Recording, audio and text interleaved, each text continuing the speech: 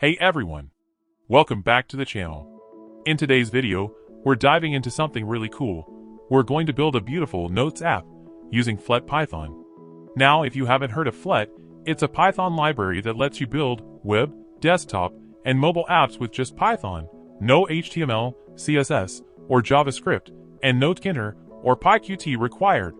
So grab your coffee and let's create a full Notes app using just one Python file.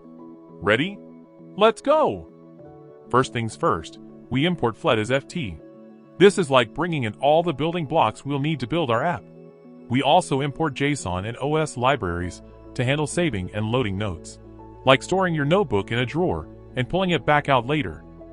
We'll save all our notes in a file called saved_notes.json. It's like having a notebook saved on your computer. First, we need to create two functions. One, to read the notes from a file, and second, to write or save the notes to that file. So, this function retrieves the saved notes from the file.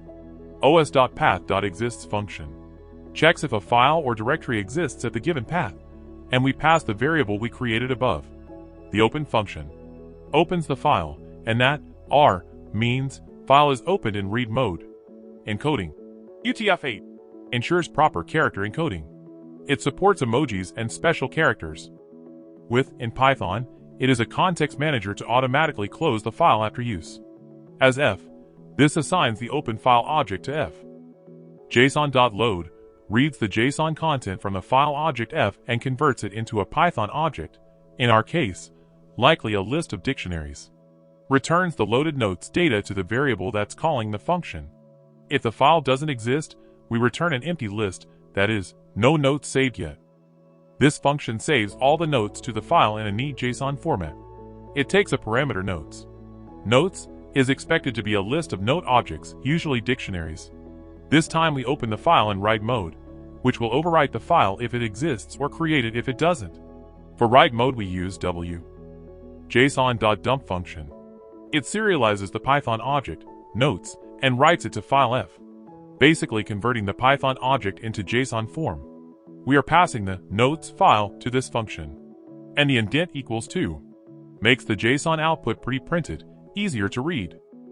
Main is the function that Flet calls to build your app. The page object is your entire screen, like a blank canvas to draw on. Page.title sets the browser tab or window title. Here we gave it as my notes. Vertical_alignment aligns elements top to bottom. Start means aligned at the top. Horizontal_alignment aligns elements left to right. Center means everything is centered horizontally. Theme mode sets the overall theme to light mode, dark is the other option. And then you can set the background color to a light blue-gray tone from Flet's predefined color palette. Next, we create a header or title and a subtitle for the app. Text function creates text elements. Size sets font size. Weight makes it bold. Color for personality and clarity. Now, you won't see the title and subtitle on the page just by creating them. You need to use the page.add function to make the created title and subtitle on the page. So, we group title and subtitle in a vertical column. Then, wrap them in a container for padding and layout control. And then, add this to the page. To understand what container and column classes are, in detail, watch my previous video on building a to-do app using Flet Python. Let me show you what I'm trying to say. I'll just comment out the remaining code. Let's execute the code. And you see just a blank page. Now, let's uncomment the page.add function and execute the code again. And there you go. You can now see the title and subtitle. Alright, now, here we create the input fields for taking notes. We are using the text field class, which is used to take input from the user. So these are input boxes where users type their note title and content. Multiline equals true lets the content box stretch across lines, like a notebook. Styling is added to make it look clean and modern. Border_color is used to give a color to the border. Then, min_lines or max_lines controls height. Then, we have a fancy button created with an icon, using the elevated button class. Gave it a name as Save Note. The style controls its background color, shape, padding, and text color. You can have the detailed explanation on elevated button from my previous Flet Python tutorial videos. Now, this input area container puts all input elements, that is, the title, content, and the Save button, into one neat section using a column inside a container. And once you've created the input area, you know what to do. To display it on the page, we need to use page.add function again. Let's see how our input area looks. Bingo! This looks great. You can type something in the title and the content. Now, the next part is to create a grid where we will display our notes. So first, we have initialized the grid, which is a column that will hold rows of notes. And spacing equals 10 will be the space between each row.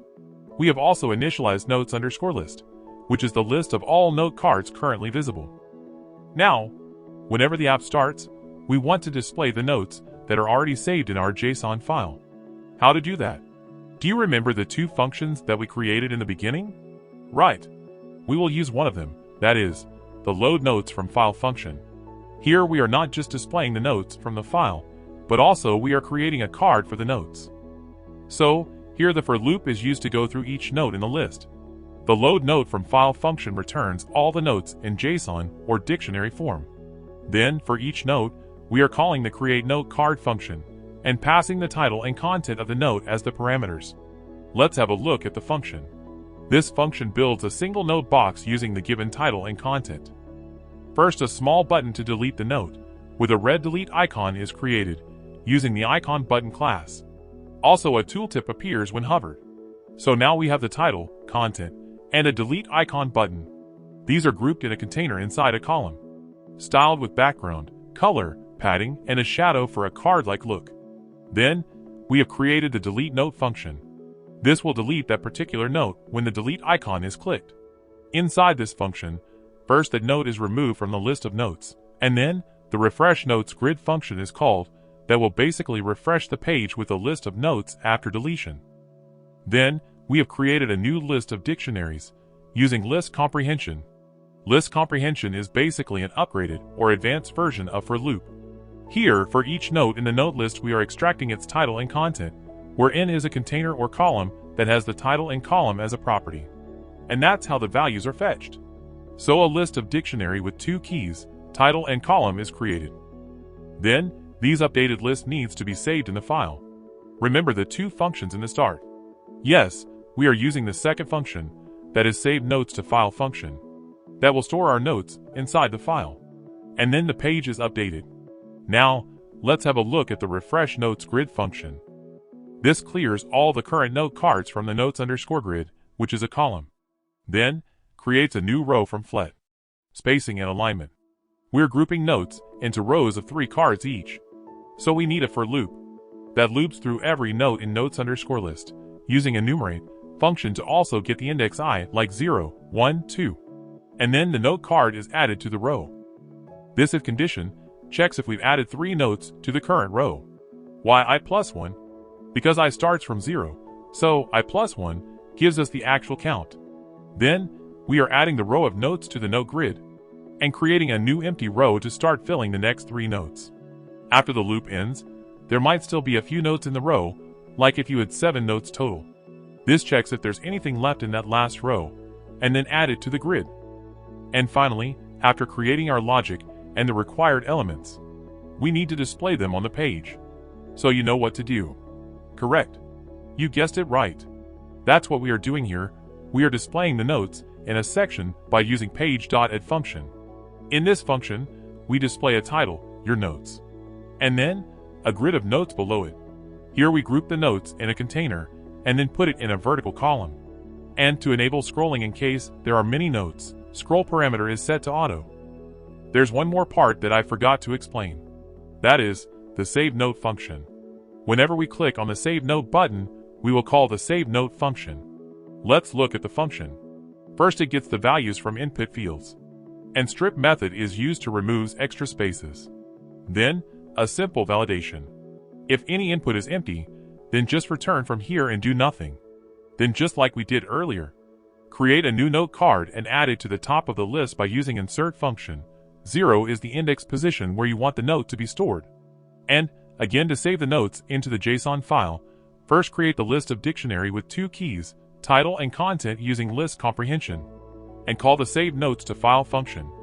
After that, just clear the input fields on the screen for user to enter another note, and refresh the notes grid with updated notes list. This is the main entry point. It tells Flet to run the main function and start the app. Now, are you excited to see our final output? Let's run the code.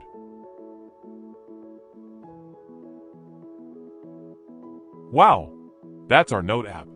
We can start making notes and saving them. For example, let's make a note of grocery list. Now save it, and there's a card created. You can find my code in the description. I have a request. I would appreciate if you help my channel reach 10K subscribers. If you like my video, please comment and subscribe.